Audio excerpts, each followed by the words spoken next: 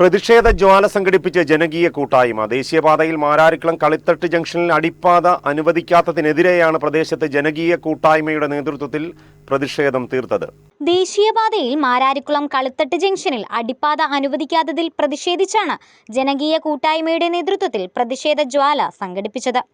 പ്രതിഷേധ പരിപാടിയുടെ ഉദ്ഘാടനം ദേശീയ മനുഷ്യാവകാശവും പരിസ്ഥിതി സംരക്ഷണ സംഘടനാ സംസ്ഥാന സെക്രട്ടറിയുമായ അനീഷ് നിർവഹിച്ചു.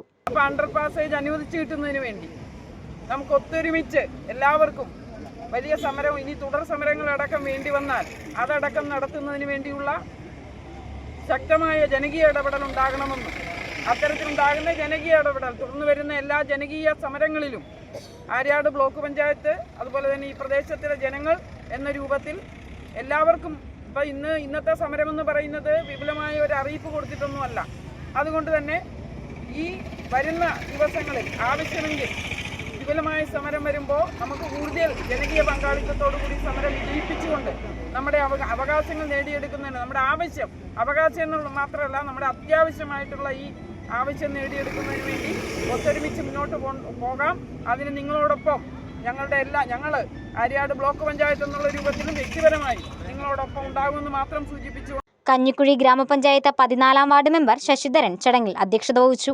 Mararikulam Devaswom manager VS Jayan, Aryad block panchayat president Sreedevi, ജനകീയ കൂട്ടായ്മ കൺവീനർ രേവതി ഷീബ, മാരാരിക്കുളം വടക്ക് ഗ്രാമപഞ്ചായത്ത് പ്രസിഡന്റ് CK സരള, ഗാന്ധി സ്മാരക ഗ്രാമസേവാ കേന്ദ്രം പ്രസിഡന്റ് രവി പാലത്തിങ്കൽ തുടങ്ങിയവർ സംസാരിച്ചു.